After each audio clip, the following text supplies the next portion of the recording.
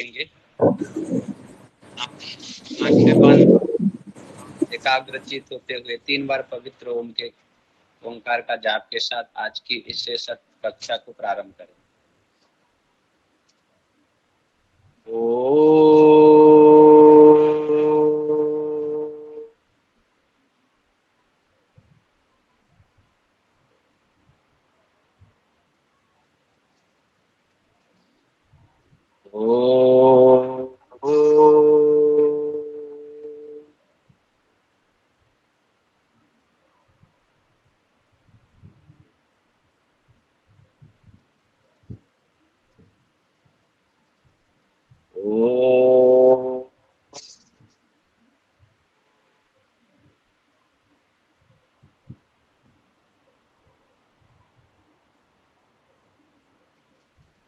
गायत्री मंत्र। ओम भूर्भुवः स्वः तत्सवितुर्वरेण्यं भर्गो देवस्य धीमहि धियो यो नः प्रचोदयात्। दोनों हाथ जोड़ के संकल्प को दोहराएंगे। हम आजीवन यम और नियम का पालन करेंगे। हम पूरे विश्व में योग की पताका फहराएंगे। हमारा संकल्प शक्ति सदृढ़ है, अभेद है, अजय है, जिनके माध्यम से सकारात्मक दिशा में सब कुछ किया जाना संभव है। इस प्रकार से हम संकल्प लेते हैं और अब दोनों हाथ को ऊपर उठा के आपस में रब करेंगे। धीरे धीरे दोनों हाथों की हथेलियों को आंखों में रखते हुए कोमलता के साथ आंख को खोलेंगे।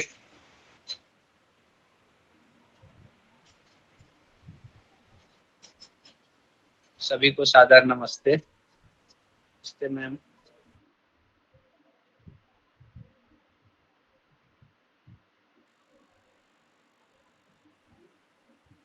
आवाज नहीं आ रही है मैम, आवाज नहीं आ रही है आपकी। अच्छा, अभी आ रही है? ठीक है जी ठीक है। कल आज की क्लास स्टार्ट करते हैं हम। कल हमने पढ़ा था मधुमेह के बारे में और उसकी पूरी जानकारी हमने ली थी कि क्या होता है, कैसे होता है, किस कारण से होता है, क्या लक्षण कारण निवारण उसके हैं, किस तरीके से उसको कंट्रोल में किया जा सकता है और किस तरीके से आप मधुमेह पे होते हुए भी स्वस्थ रह सकते हैं। थोड़ा सा अपने दिनचर्या और ऋतुचर्या वगैरह में बदलाव ला करके आप बढ़िया तरीके से सब चीजों को चला सकते हैं। आज हम पढ़ेंगे अंतःस्रावी ग्रंथियों के बारे में, जिनसे कि स्राव हमारे कौन कौन सी अंतःस्रावी ग्रंथियां उसके बारे में हम पढ़ चुके थे। अपना अंतःस्रावी ग्रंथियों से निकलने वाले स्राव, जिससे कि हमें इस तरह की बीमारियां होती हैं, और उसमें हमने मधुमेह पढ़ लिया। अब हम उसमें दूसरा पढ़ रहे हैं अतिपीयूषता। क्या होती है अतिपीयूषता और अल्पपीयूषता? तो वो हमने देखा था कि हाइपोथैलेमस जो ग्रंथि होती है, पीयूष ग्रंथि जिसको बोलते हैं, और एक अंतःस्रावी ग्रंथि है जो कि सारी ग्रंथियों ऐसा हार्मोन सीक्रेट करती है जिससे कि वो बाकी सारे हार्मोन्स को सीक्रेट करने के लिए उत्तेजित करता है। वो हार्मोन ये पीयूष ग्रंथि हमारी स्रावित करती है, इसीलिए इसको हम मास्टर ग्रंथि भी कहते हैं। ठीक है, ये तो हमने कल पढ़ ही लिया था। और अग्रस्त पीयूषिका के बारे में हम पढ़ते हैं। एडिनो हाइपोसिस क्या होता है? अग्रस्त पीयूषिका महत्वपूर्ण अंतःस्रावी हार्मोन जैसे कि AC, TH, TSH, PRL, GTH, इंडोफ्रेनिन, एफएसएच और एलएच को संश्लेषित और स्रावित करता है। तब इनके आगे पीछे होने से, इन हार्मोन के कम या ज्यादा होने से हमें कई तरह की बीमारियां होती हैं। ये हार्मोन हाइपोथैलेमस के प्रभाव के अधीन अग्रस्त पीयूषिका से स्रावित होते हैं। अग्रस्त पीयूषिका ग्रंथि से स्रावित होते हैं, उसके अग्रभाग से। हाइपोथैलेमस संबंधित हार्मोन अग्रस्त ललाट खंड में एक विशेष केशिका प्रणाली के द्वारा केशिका प्रणाली के माध्यम से स्रावित होते हैं, जिन्हें हाइपोथैलेमस पीयूषिका संबंधी पोर्टल प्रणाली भी कहा जाता है। अग्रस्त पीयूषिका शरीर रचना संबंधी प्रदेशों में विभाजित है, जिन्हें पोर्स ट्यूबरेलिस, पार्स इंटरमीडिया और पार्स डिस्टेलिस कहा जाता है। यह ग्रसनी के पृष्ठीय दीवार में उत्पन्न खाद के कारण विकसित होता है, जिसे रातके की थैली के रूप में जाना जाता है। जो वो दीवार में उत्पन्न होता है उसको कहते हैं ग्रसनी के पृष्ठीय भाग में उत्पन्न होने वाले उसको खाद को कहते हैं रातके की थैली। ठीक है। पश्च पीयूषिका, अब पश्च पीयूषिका संग्रह और स्त्रावित करता है कौन से हार्मोन, देखिए ऑक्सीटोसिन, जिसका अधिकांश हिस्सा हाइपोथैलेमस के स्थित परानलीय नाभिक से स्त्रावित होता है।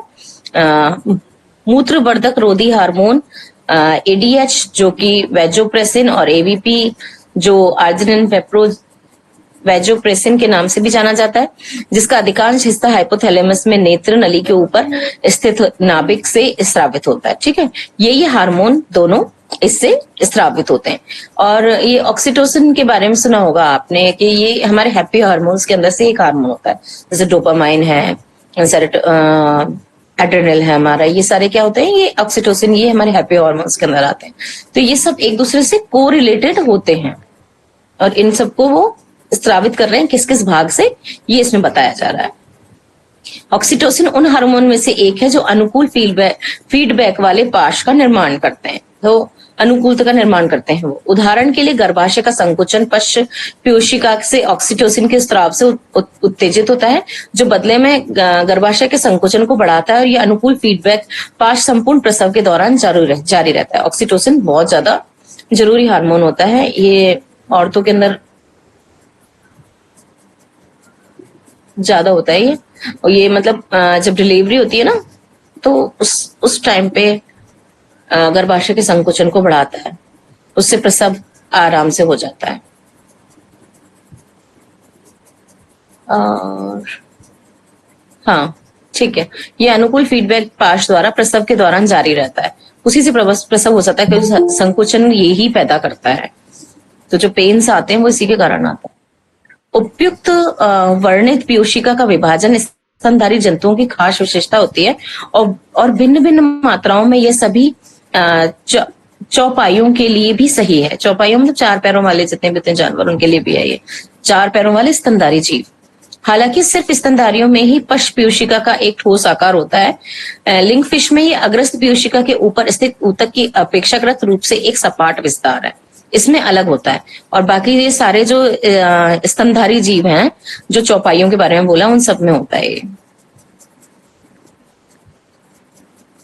और उभयचरों, सरीसृपों, पक्षियों में यह उत्तरोत्तर सुविकसित होता जाता है। आमतौर पर चौपाइयों में मध्यवर्ती कपाल खंड सुविकसित नहीं होता है, और यह पक्षियों में पूरी तरह से अनुपस्थित रहता है। जो पक्षी हैं उनमें तो होता ही नहीं है। लंगफिशों के अलावा मछली में पीयूषिका की बनावट आमतौर पर चौपाइयों से भिन्न होती है। जो मछली होती है उसके अंदर अलग होती है इसकी बनावट। सामान्य रूप से मध्यवर्ती कपालखंड में सुविकसित होने की प्रवृत्ति होती है, और आकार की दृष्टि से ये अग्रस्त पीयूषिका के शेष हिस्से के बराबर होता है। पश्च कपालखंड पीयूषिका के डांट के तल के ऊतक का एक विस्तार उत्पन्न करता है, और अधिकांश स्थितियों में अग्रस्त पीयूषिका के ऊतक में अनियमित उंगली के जैसा उभार भेजता है। अग्रस्त पीयूषिका विशिष्ट रूप से दो प्रदेशों में विभाजित रहती है, एक अधिक अग्रस्त संबंधी और एक पश्च समीपस्थ, लेकिन दोनों के बीच में सीमा अक्सर स्पष्ट रूप से चिन्हित नहीं रहती है। होती तो दो प्रदेशों में विभाजित है, पर एकदम स्पष्ट रूप से दिखाई नहीं देती, चिन्हित नहीं होती है कि भाई यहां से लेके यहां तक ये वाला भाग है, यहां से यहां तक एकदम से स्पष्ट नहीं होता है। इल्जैमो ब्रैंक में स्थित में ठीक अग्रज पीयूषिका के नीचे एक अतिरिक्त ग्रंथ कपाल खंड भी होता है। ठीक है। लैम्प्रे जो सर्वाधिक आदिम मछलियों में से एक है, में इस व्यवस्था से ये सूचना मिल सकती है कि पूर्वज कशेरुकी जंतुओं में किस प्रकार मूल रूप से पीयूषिका विकसित हुई। यह पश्च पीयूषिका मस्तिष्क के तल पर ऊतक का एक समान सपाट विस्तार है, और इसमें कोई पीयूषिका डांट नहीं होती है। राथेक की थैली नासिका छिद्रों के नजदीक बाहर की तरफ खुली बनी रहती है। मध्यवर्ती कपाल खंड के संगत ग्रंथिनुमा ऊतक के तीन विशिष्ट समूह अग्रस्त पीयूषिका के चंचु संबंधी तथा समीपस्थ हिस्से थैली के पास संबंधित रहते हैं। ये विभिन्न भाग मस्तिष्क का आवरण संबंधी झिल्लियों द्वारा अलग अलग किए जाते हैं। मस्तिष्क के आवरण की जो झिल्ली होती है, उनसे इनको अलग अलग डिस्ट्रीब्यूट कर दिया जाता है कि ये इस तरफ है, इस तरफ है। जिससे यह सुझाव मिलता है कि अन्य कशेरुकी जंतुओं में कोशिका ने अनेक अलग अलग लेकिन पास पास संबंधित ग्रंथियों का निर्माण किया होगा। अब ये जो हम इतना पढ़ रहे हैं ना, तो उसमें क्या समझा रहे हैं, बस यही बता रहे हैं कि कौन कौन से में किस किस जगह पे है और कैसे कैसे वो स्थित है, किस में किस तरीके से डिवाइड है, किस इनमें पक्षियों में है ही नहीं, अनुपस्थित है, उभयचरों वगैरह में कैसी है, चौपाइयों के अंदर कैसी है, स्तनधारियों में कैसी है, इस सब के बारे में ये बताया जा रहा है। ठीक है, जिससे यह सुझाव मिलता है कि अन्य कशेरुकी जंतुओं में पीयूषिका ने अलग अलग लेकिन पास पास संबंधित ग्रंथियों का निर्माण किया होगा। कि किस तरीके से कशेरुकियों के अंदर जो भी हमारे हम कशेरुकी के अंदर ही तो आते हैं हम सब लोग, जिनके रीढ़ की हड्डी होती है, कि उन सब रीढ़ की हड्डी वालों के अंदर पीयूषिका ने अलग अलग किस तरीके से ग्रंथियों का निर्माण किया होगा। ये हम जब शुरू से लेके आखिर तक इन सब चीजों को देखते हैं तो डेवलपमेंट पता चलता है। बस उसी के बारे में ये सारी चीज बताई गई है। अधिकांश मछली में एक यूरोफिजिस भी होता है, जो तंत्रिका संबंधी श्रावक ग्रंथि होती है, जो आकार में बहुत कुछ पश्च पीयूषिका के समान होती है। ये अलग है, पश्च पीयूषिका नहीं है, पर पश्च पीयूषिका के जैसी लगती है। ठीक है ना, समान होती है, कि जैसी होती है, और वो श्रावक ग्रंथि होती है तंत्रिका तंत्र की, लेकिन ये पूंछ में स्थित होती है। ये सब ललाट पे नहीं है, बाकी सब तो कपाल पे ललाट के इसी जगह पे है। बाकी इसमें क्या है, ये मेरु रज्जु से जुड़ी हुई है और बिल्कुल पूंछ में होती है जाकर के स्थित। ठीक है, परासरण दाब के नियंत्रण में इसका कोई कार्य हो सकता है। ठीक है, कार्य क्या क्या है अब इसके। अब जो हमने ये पीयूषिका ग्रंथि के बारे में इतना पढ़ा कि किसमें कैसी होती है, किस जगह होती है, किसमें अनुपस्थित होती है, किसमें उपस्थित होती है, किसमें डिवाइड होती है, किसमें पूरी क्लीन दिखाई दे रही है, वो सारी चीजों के बाद में हम पढ़ते हैं कि इसका कार्य क्या है। पीयूषिका हार्मोन कुछ निम्नलिखित शारीरिक क्रियाओं को नियंत्रित करने में मदद करते हैं। कौन कौन सी ऐसी क्रियाएं जिन पे इनका नियंत्रण होता है। वृद्धि, हाइट के ऊपर इसका नियंत्रण होता है कि किस तरीके से व्यक्ति का विकास हो रहा है, जो भी है हम सब जीव उनके अंदर। रक्तचाप, आपके ब्लड प्रेशर को। गर्भावस्था और प्रसव के कुछ पहलू, जिसमें प्रसव के दौरान गर्भाशय के संकुचन को उत्तेजन करना भी शामिल है, ये भी उसी के द्वारा नियंत्रण में आता है। स्तन से दूध का उत्पादन, पुरुष और महिलाओं दोनों में यौन अंगों के कार्य। अवतु ग्रंथि, थायराइड ग्रंथि का कार्य। अवतु क्या है, थायराइड ग्रंथि। ठीक है, भोजन का ऊर्जा के रूप में परिवर्तन, मेटाबॉलिज्म जो हमारा है उसके ऊपर भी इसका नियंत्रण होता है। शरीर में जल और परासरण दाब का नियंत्रण, जो भी दाब है उसको नियंत्रण ये जल और इसके दाब को नियंत्रण करता है। गुर्दे में जल के अवशोषण को नियंत्रण करता है। नियंत्रण करने के लिए एडीएच को स्रावित करता है, हमारे इनकी किस तरीके से अवशोषण, कितने बॉडी को पानी की नीड है और बाकी कितना वेस्टेज है, उसको वो एडीएच हार्मोन के द्वारा नियंत्रण करता है कि बहुत एक्सेसिव नहीं होना चाहिए। और तापमान का नियंत्रण, ये सारी की सारी इसके अंतर्गत आती हैं, जिन सब चीजों पे पीयूषिका का हार्मोन का नियंत्रण रहता है। नेक्स्ट हम पढ़ेंगे हाइपोथायराइडिज्म। हाइपोथायराइडिज्म या अति गल ग्रंथिता, यह वह शब्द है जिसका उपयोग गल ग्रंथि के भीतर के अति सक्रिय ऊतकों के लिए किया जाता है, जिसकी वजह से गल ग्रंथि हार्मोन T4 और या फिर ट्राई आइडोथायरोनाइन या T3 की आवश्यकता से अधिक उत्पादन होने लग सकता है। T3 या T4, इन दोनों में से किसी का भी आवश्यकता से अधिक उत्पादन होने लग जाता है, और इस तरह अति गल ग्रंथिता थायरोटॉक्सिकोसिस अर्थात रक्त में बढ़े हुए गल ग्रंथि हार्मोन की नैदानिक स्थिति का एक कारण है। यह गौर करने लायक बात है कि अति गल ग्रंथिता या थायरोटॉक्सिकोसिस समानार्थक नहीं है।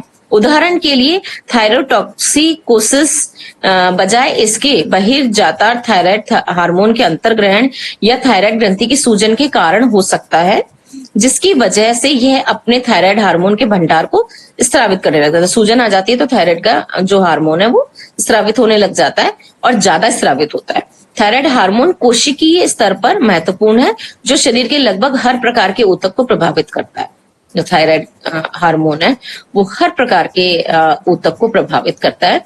जब अवटु ग्रंथि, मतलब जब थायराइड ग्रंथि बहुत अधिक मात्रा में हार्मोन बनाने लगता है तो शरीर ऊर्जा का उपयोग मात्रा से अधिक करने लग जाता है। जब जरूरत से ज्यादा ये हार्मोन सीक्रेट होने लग जाते हैं तो बहुत ज्यादा ऊर्जा का खपत होने लग जाती है बॉडी के अंदर। बॉडी बहुत ज्यादा ऊर्जा यूज करने लग जाती है और इसे हाइपरथायरॉयडिज्म कहा जाता है या अवटु हाँ, हाइपरथायराइडिज्म कहा जाता है या अवटु ग्रंथि की अति सक्रियता, मतलब बहुत ज्यादा सक्रिय होना कहा जाता है। यह बीमारी किसी भी आयु वाले व्यक्ति को हो सकती है, तथापि महिला में पुरुषों की अनुपात में बीमारी 5 से 8 गुना अधिक है। महिलाओं में ये बीमारी अधिकतर ज्यादा ही देखने को मिलती है। पहले तो पुरुषों में देखने को भी नहीं मिलती थी, कोई बहुत ही एकाध रेयर केस होता था।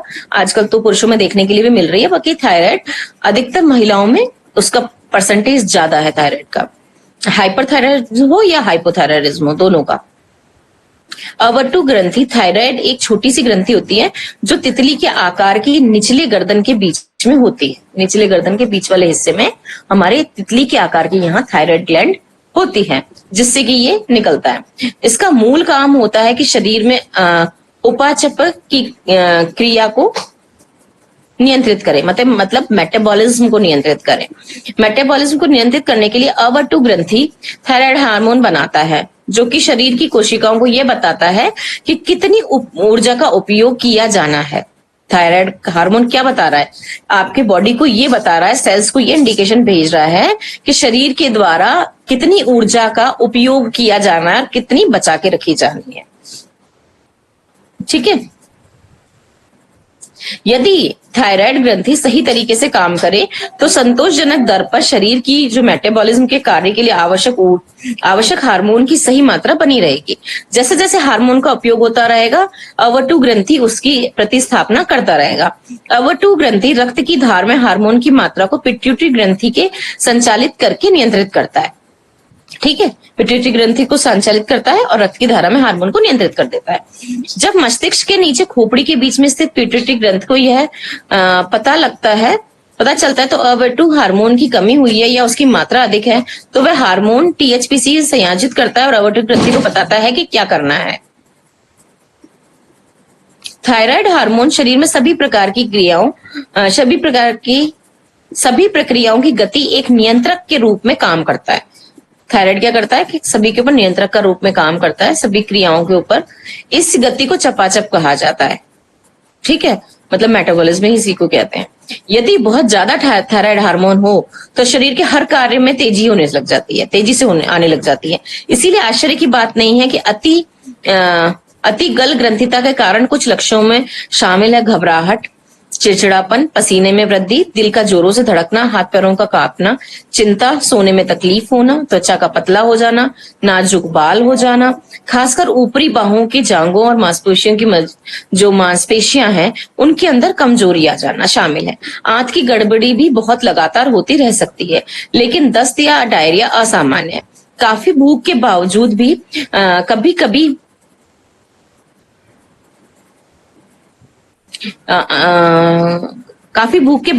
कभी कभी बहुत अधिक वजन में कमी आ सकती है, उल्टी हो सकती है और महिलाओं में मासिक स्राव हल्का हो सकता है और मासिक स्राव अक्सर कम हो सकते हैं। इसमें क्या होता है कि इतनी सारी चीजें एक साथ आ जाती हैं। जब बहुत ज्यादा यूज कर रहा है बॉडी के सारे काम बहुत तेजी से होने लग गए, हर चीज में बहुत ज्यादा सक्रियता आ गई और बहुत ज्यादा ऊर्जा की खपत हो रही है, यूज बहुत हो रहा है, तो क्या होता है कि शरीर में हमें घबराहट, बेचैनी, ये सब चीजें महसूस होने लग जाती है। उनकी हार्ट बीट भी बढ़ी रहती है, उनको बहुत ज्यादा पसीना आता है और है ना, नींद नहीं आती है। ये बहुत उसके अंदर फैक्टर देखा गया है। और ये जो हाथ वाला, ये वाले जो हिस्से होते हैं और जांघों के जो हिस्से होते हैं, थाइज के, ये पतले होने लग जाते हैं और मांसपेशी इनकी कमजोर हो जाती है। तो इनकी जो बॉडी है वो पतली होती जाएगी, स्किन भी रफ और पतली पतली सी स्किन हो जाएगी, प्लम्पी सी नहीं रहती, जो मतलब रहती है ना अच्छी बच्चों की, आपने देखी कैसी प्लम्पी सी स्किन होती है, ऐसी मोटी मोटी सी अच्छी सी होती है, और उसमें क्या पतली होती जाती है स्किन अति सक्रियता के कारण। और जो हेयर है वो भी कम हो जाएंगे, हेयर फॉल भी ज्यादा होगा, बाल भी पतले हो जाते हैं, जो बाल की क्वालिटी है वो भी पतली हो जाती है। और जो मासिक स्राव होता है, इस पीरियड्स के ऊपर भी, मेंसेस के ऊपर भी बहुत ज्यादा असर होता है इसका, और बहुत कम हो जाता है मासिक स्राव भी। थायराइड हार्मोन की कोशिकाओं में के सामान्य कार्य के लिए महत्वपूर्ण है। इसके अलावा चपाचप की अति उत्तेजता और संवेदनी तंत्रिका प्रणाली के प्रभाव को तीव्र कर देता है। इससे विभिन्न शारीरिक प्रणालियां तेज हो जाती हैं और एपिनेफ्रिन के ओवरडोज के लक्षण दिखाई देने लग जाते हैं। एपिनेफ्रिन ड्रग है ना, ये एक ड्रग मतलब मेडिसिनल ड्रग, ये है कि उसके जैसे लक्षण दिखाई देने लग जाते हैं कि वो उसकी ओवरडोज हो गई हो। इसमें दिल की धड़कन तेज दगदगी के लक्षण, हाथ में कंपन जैसे तंत्रिका तंत्र का कंपन, व्यग्रता के लक्षण, पाचन तंत्र की अति सक्रियता, बहुत ज्यादा भूख लगती है इनको और बार बार भूख लगती रहती है और ऐसा लगता है जैसे कुछ खाया ही नहीं है और खाने की इच्छा बढ़ती रहती है। और फिर भी इतना खाना खाने के बाद और खाना हजम भी होने के बाद भी उनको क्या लगता है, उनके साथ क्या होता है कि उनकी वेट कम होता जाता है और कमजोरी आती जाती है, मसल्स भी वीक होती जाती हैं। और रक्त परीक्षण के द्वारा वसा स्तर में असामान्य कमी दिखाई देती है इसके अंदर, ठीक है, कोलेस्ट्रॉल लेवल कम आ जाता है एकदम से। अति गल ग्रंथि का आमतौर पर धीरे धीरे शुरू होती है, पहले पहल तनाव के कारण साधारण घबराहट समझकर लक्षणों को समझने की भूल की जा सकती है।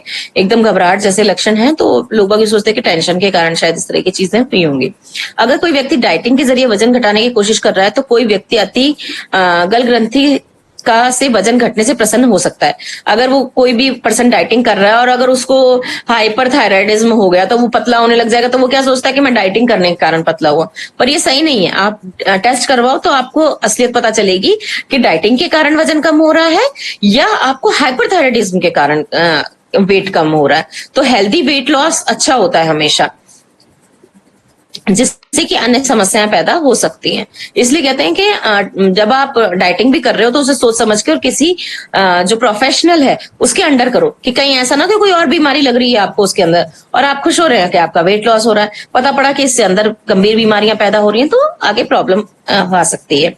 ग्रेव्स रोग के अंदर रोग में जो अति गल ग्रंथिका का सबसे आम रूप है या कारण है, ऊपरी पलक के ऊंचा हो जाने से आंख बड़ी लग सकती है, कभी कभी एक या दोनों आंख उभर आती हैं। थायराइड ग्रंथि के बढ़ जाने से कुछ रोगियों में सामने की गर्दन में सूजन आ जाती है। अति गल ग्रंथिता के कारण विशेष रूप से ग्रेव्स रोग परिवार में हो सकता है। परिवार के सदस्यों की जांच अन्य सदस्यों में भी थायराइड की समस्याएं सामने आ सकती है।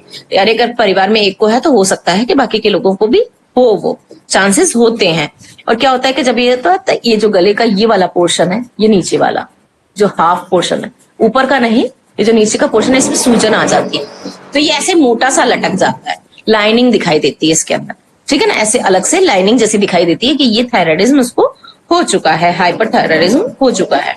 और उसके अंदर क्या होता है, आंखों की जो ये पलक है ना, ये भी इस तरह से खिंच जाती है ऊपर, आंखें ऐसे लगती है जैसे कि बाहर ही रखी हैं, जैसे कि हम लोगों की नॉर्मल आईज है, जिसकी बड़ी है जिसकी छोटी छोटी, पर उनकी छोटी हो या बड़ी हो ऐसा लगता है जैसे ऐसे करके उन्होंने आंखें बाहर निकाल रखी हैं, तो वो बाहर की तरफ उभरी हुई, बहुत ज्यादा उभरी हुई अगर आपको दिखाई दे रही है और वो आपको नॉर्मल भी कंडीशन में ऐसे लग रहा है जैसे बहुत गुस्से में और आंख निकाल के हमको देख रहा है, तो उसको मे बी पॉसिबिलिटी है कि उसको थायराइड की बीमारी हो, ठीक है। कभी कभी एक आंख और कभी कभी दोनों आंखें भी बाहर उभर आती हैं। दूसरी ओर कार्यशील थायराइड ऊतकों में कमी के कारण परिणाम स्वरूप थायराइड हार्मोन्स में लक्षणात्मक कमी आती है, जिससे हाइपोथायराइडिज्म कहा जाता है। अति गल ग्रंथिता अक्सर ही अंततः अवटु अल्पक्रियता में बदल जाती है और इसमें चेंज भी हो जाती है, ठीक है ना। ये दूसरी तरफ क्या है कि अगर कार्यशील थायराइड ऊतकों में कमी आ गई है, वो कम काम कर रहे हैं और कम हार्मोन सीक्रेट हो रहा है तो हाइपोथायराइडिज्म हो जाएगा आपको। अब हाइपोथायराइडिज्म में क्या है, आप लेथार्जिक हो जाओगे, आपको आलस बहुत आएगा, आपको नींद बहुत आएगी, गला अधिकतर खराब रहेगा, गले में सूजन उसमें भी देखने को मिलती है, वजन उसमें बढ़ता है और बाल उसमें भी पतले हो जाते हैं, झड़ते हैं, पीरियड्स का भी थोड़ा उसमें इम्बैलेंस रहता है और थायराइड वाले लोगों को कंसीव करने में भी प्रॉब्लम आती है, ठीक।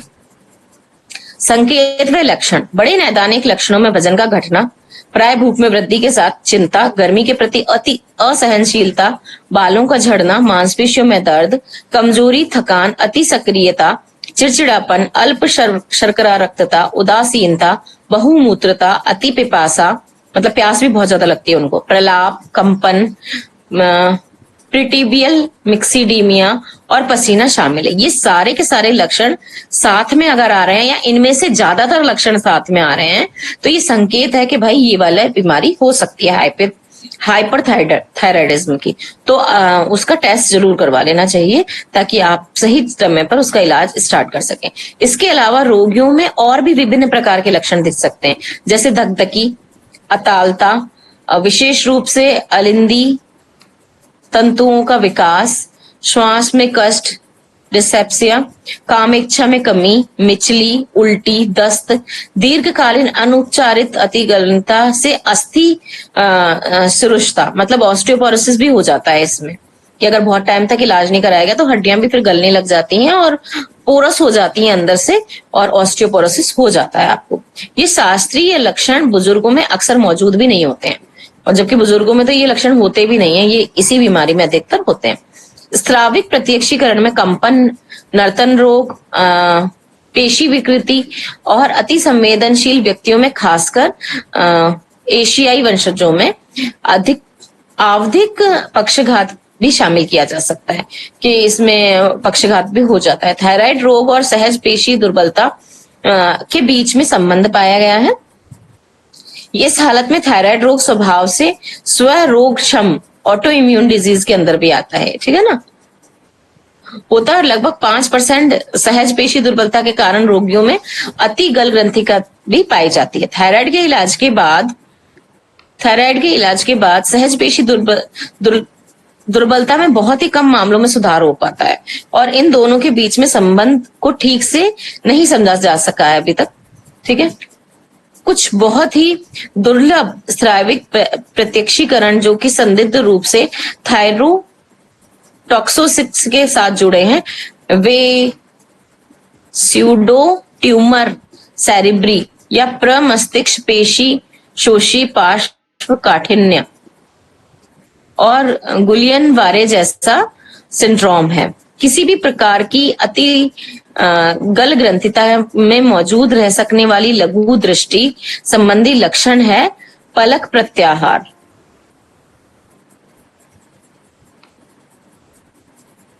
पलक प्रत्याहार जिसको कहते हैं आईलिड रिट्रैक्शन, टकटकी, मतलब आंख खोल के देख रहे हैं तो देखते ही जा रहे हैं, ठीक है। अतिरिक्त नेत्र मांसपेशियों की कमजोरी और पपनी का मंद पड़ जाना। मांसपेशियां जो ये नेत्र की मांसपेशियां होती है ना, जिनके कारण हमारी पलक अपने आप झपकती है, ऑटोमेटिक है ना ये तो, ये स्वतः क्रिया के अंदर आता है, कि ये इसके अंदर जो जिन पे नियंत्रण रहता है ना, तंत्रिका तंत्र का, जो हमारे नियंत्रण के अंदर नहीं है, वो वाली क्रिया है ये, और वो अपने आप होती रहती है। पर अगर इसके मसल्स वीक पड़ जाते हैं तो फिर आप ऐसे ही आंख अपने आप खोल बंद नहीं कर पाते हो, और वो खुली की खुली रह गई, खुली है तो टकटकी लगा के देखे जा रहे, वो वाली स्थिति बोली है इन्होंने।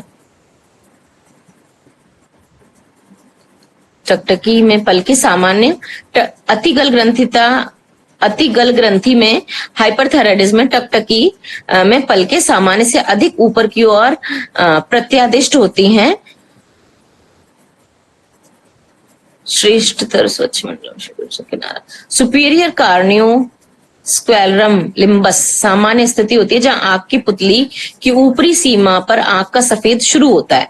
अतिरिक्त दृष्टि संबंधी कमजोरियां दोहरी दृष्टि के साथ मौजूद हो सकती है, मतलब दोहरा भी दिखाई दे सकता है।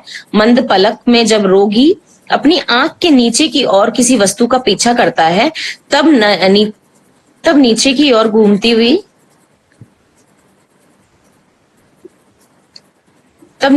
घूमती या झुकती पुतलियों का अनुसरण करने में पलकें विफल रहती हैं।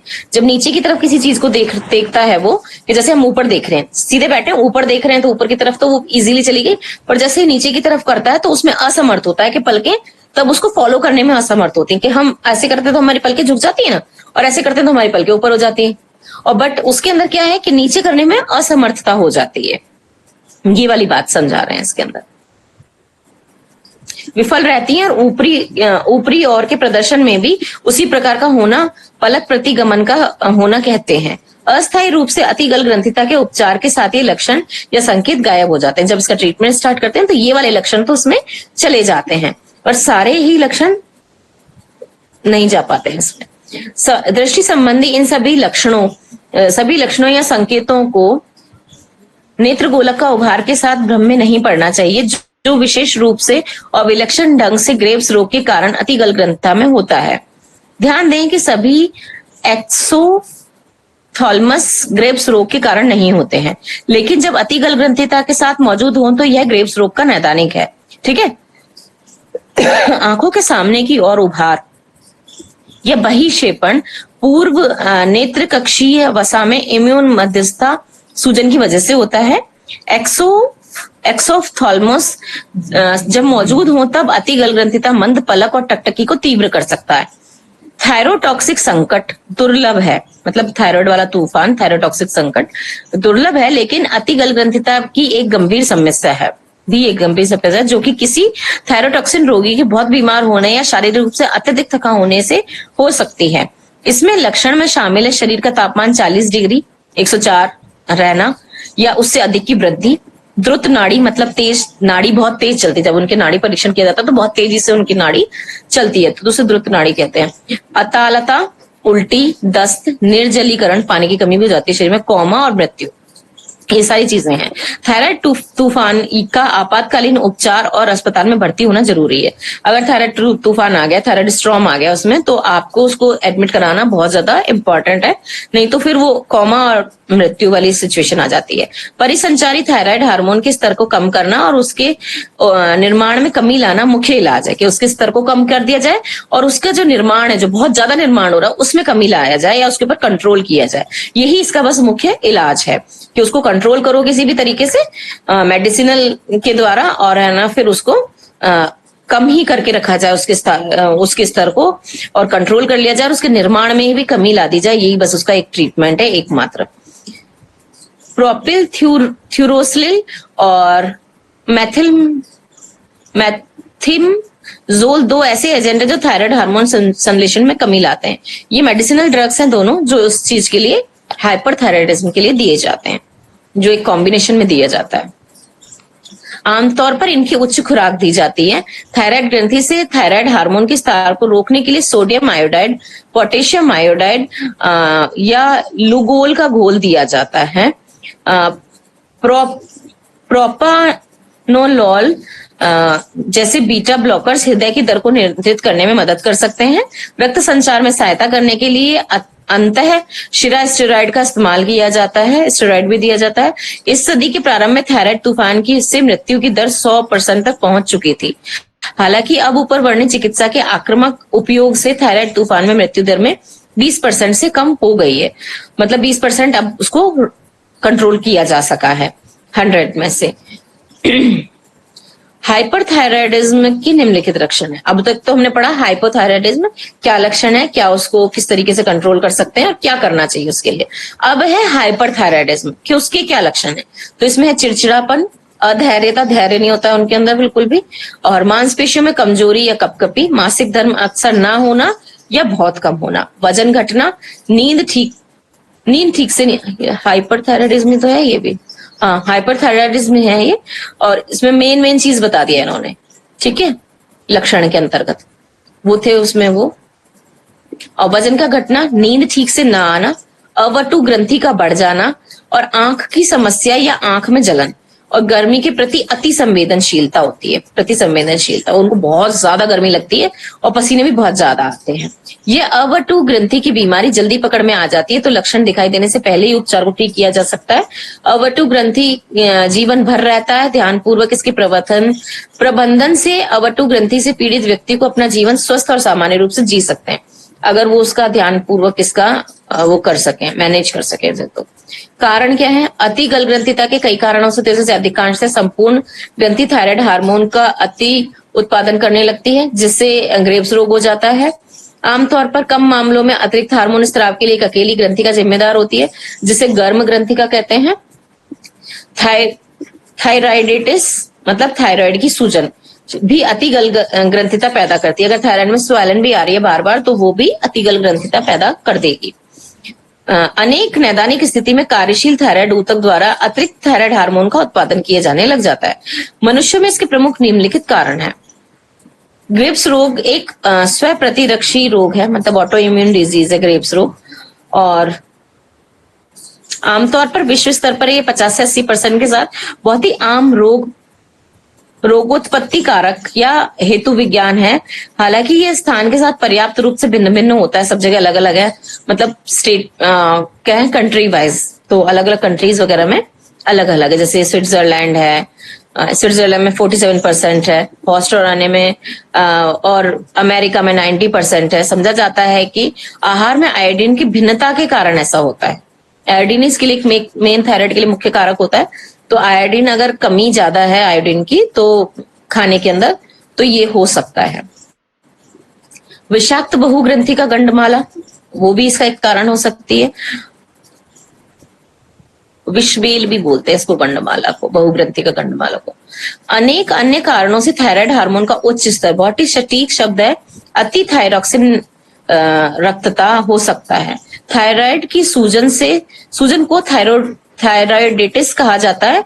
अनेक प्रकार के थायराइडिस होते हैं जिसमें कि शामिल है होशिमोटो का थायराइडिस, मतलब इसमें इम्यून मध्यस्थता होती है, इम्यूनिटी के कारण ये है। अर्धजीर्ण थायराइडिस, और आरंभ में ये अतिरिक्त थायराइड हार्मोन के स्राव से जुड़े हो सकते हैं, लेकिन आमतौर पर ग्रंथि दुष्क्रियता की ओर बढ़ते रहते हैं। ग्रंथि की दुष्क्रिया के कारण के उस तरफ को इंक्रीज होता रहता है, और इस प्रकार से हार्मोन की कमी तथा अवटु अल्पक्रियता और हाइपोथायराइडिज्म की ओर। अतिरिक्त थायराइड हार्मोन की गोलियों की ओरल खपत संभव है, क्योंकि भूमि पर पड़े दूषित गौमांस के साथ थायराइड ऊतकों के उपभोग की घटना बहुत कम हुआ करती है। और इसी तरह थायराइड हार्मोन भी हैम्बर्ग अतिगल ग्रंथिता कहा जाता है।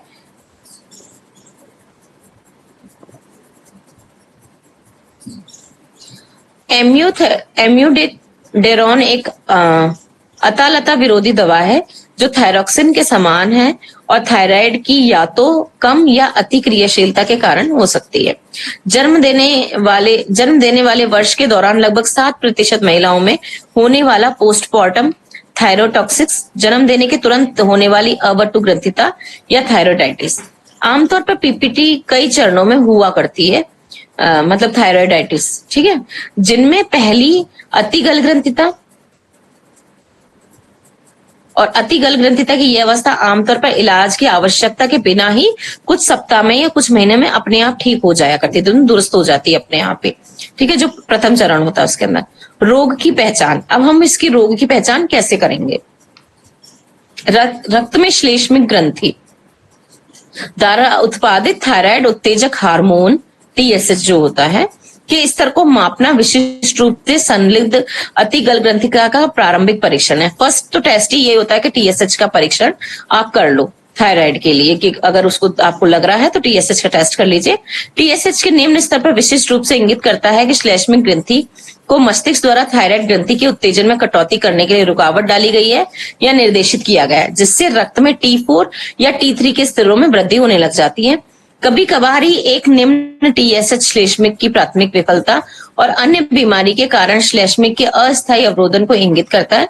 इसलिए T3 और T4 की जांच तब भी नैदानिक रूप से उपयोगी है। T3 और T4 को भी करते हैं तो उसका पूरे प्रोफाइल बोलते हैं उसको, कि केवल टीएसएच नहीं, T3 और T4 का भी उसके अंदर जांच करी जाए। ग्रेव्स रोग के अंदर, ग्रेव्स रोग में प्रति टीएसएच अभिग्राहक रोग प्रतिकारक या होशिमोटो की थायरोइडिटिस में प्रति थायराइड पेरोक्साइडेज जैसे विशिष्ट रोग प्रतिकारकों को मापने से भी रोग के निदान में योगदान हो सकता है, मतलब उनको भी नापना चाहिए। होशिमोटो के अंदर रक्त परीक्षणों में अतिगल ग्रंथिता के निदान की पुष्टि होती है, जो थायराइड उत्तेजक हार्मोन टीएसएच स्तर में कमी और T3 और T4 के स्तरों में वृद्धि को दर्शाता है। टीएसएच मस्तिष्क में श्लेष्मिक ग्रंथि द्वारा बनाया गया एक हार्मोन है जो थायराइड ग्रंथि को बताता है कि कितना हार्मोन बनाना है। जो टीएसएच है वो बताता है कि कितना थायराइड बनाना है, कितना हार्मोन आपको बनाना है।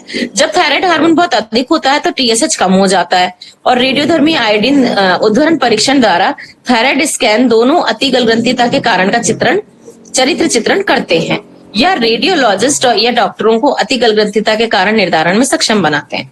थायराइड ग्रंथि द्वारा अवशोषित आयोडीन की मात्रा को मापने के लिए उदाहरण परीक्षण के दौरान खाली पेट रेडियोधर्मी आयोडीन इंजेक्शन का उपयोग करता है और मुंह के द्वारा शरीर में डाल दिया जाता है। अतिगल ग्रंथिता से ग्रस्त व्यक्ति बहुत ज्यादा आयोडीन आत्मसात कर लेते हैं। जिनको अतिगल ग्रंथिता होती है वो बहुत ज्यादा आयोडीन को सोख लेते हैं। उदाहरण परीक्षण के सिलसिले में विशिष्ट रूप से संचालित थायराइड स्कैन छवियां प्रस्तुत करता है, और जिससे ग्रंथि की अतिक्रियाशीलता की दृश्य की जांच हो पाती है। तो उसके कारण स्कैन आ जाता है, जब वो ज्यादा एब्जॉर्ब कर लेता है और जैसे ही स्कैनिंग करी जाती है तो तुरंत उसकी पिक्चर वहां पे बन के आ जाती है। अति गलग्रंथिता और थायराइडिटिस में आई इस बीमारी के चरित्र चित्रण के लिए थायराइड सेंटीग्राफी का भी एक उपयोगी परीक्षण, ये भी एक परीक्षण का नाम है, मतलब टेस्ट का। यह परीक्षण प्रणाली विशेष रूप से एक दूसरे से जुड़े दो परीक्षण शामिल हैं, एक आयोडीन का उदाहरण परीक्षण और एक गामा कैमरे के द्वारा स्कैन परीक्षण। रेडियो उदाहरण परीक्षण में भी रेडियोधर्मी आयोडीन की एक खुराक विशेष रूप से आयोडीन 123 का प्रभाव में लाना शामिल है, जो थायराइड रोग के नैदानिक अध्ययन के लिए आयोडीन का सबसे उपयुक्त समस्थानिक है। थायराइड ऊतक और थायराइड कैंसर अरूपांतरण की छवियां बनाने के लिए I123 लगभग आयोडीन का आदर्श समस्थानिक है। आमतौर पर सोडियम आयोडीन NaI युक्त एक गोली मुंह से निगल ली जाती है, बस एक ओरल पिल दे दी जाती है, जिससे आयोडीन 123 की छोटी मात्रा होती है, जो संभवतः नमक के दाने से भी कम होती है। आमतौर पर गोली निगलने से पहले 2 घंटे और उसके बाद 1 घंटे तक उपवास रहना पड़ता है। खाने से पहले भी भूखे पेट मतलब खाली पेट और उसके बाद में भी 1 घंटे तक का उपवास रहना आवश्यक होता है। आमतौर पर इनके द्वारा रेडियो आयोडीन्स की यह कम खुराक सहनीय होती है, जिसमें अन्य रूप से आयोडीन से एलर्जी, जैसे कि वे लोग जो सिटी स्कैन, शरीराभ्यंतरम, पॉलीग्राम और इसी तरह की छवि बनाने वाले नैदानिक प्रणाली में इस्तेमाल होने वाली आयोडीन की बड़ी खुराकों से युक्त प्रतिकूल माध्यम की तरह छवि बनाने वाली नैदानिक प्रणाली में इसका इस्तेमाल होता है। माध्यम प्रणाली में इस्तेमाल होने वाली आयोडीन की बड़ी खुराकों से युक्त प्रतिकूल माध्यम को सहन नहीं कर सकते हैं।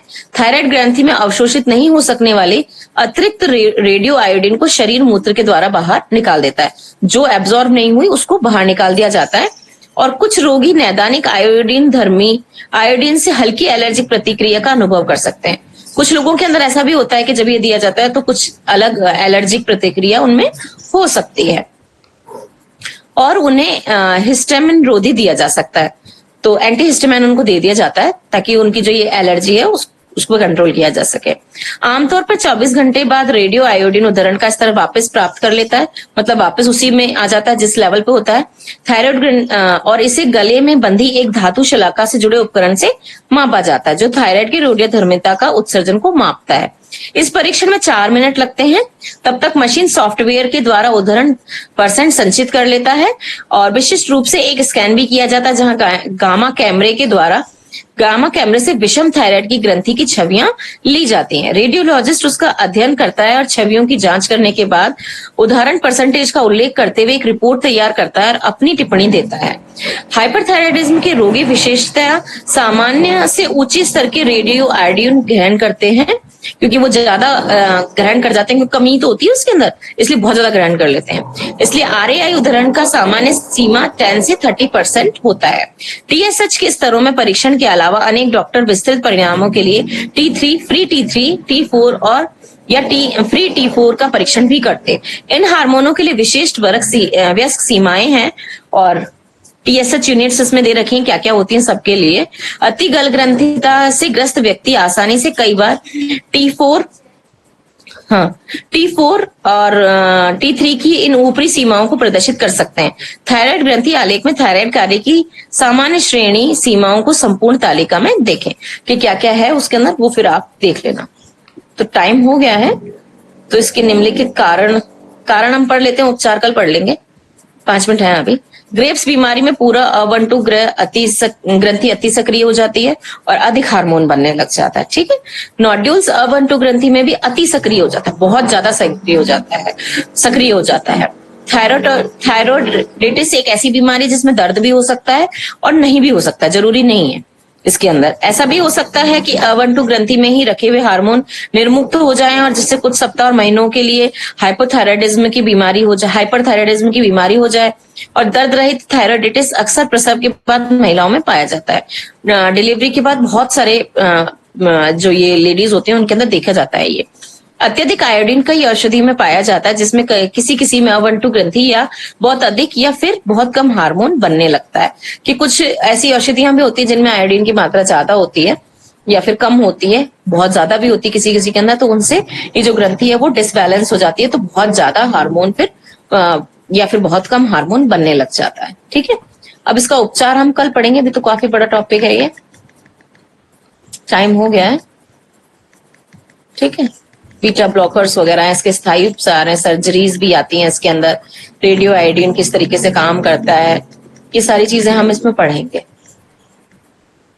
थायराइड स्ट्रॉम वगैरह सब इसी के अंदर आएगा, थायराइड के अंदर। ठीक है, पढ़ लेना इसको एक बार और, क्योंकि इसमें बहुत जो टर्म्स हैं वो वैसी ही हैं।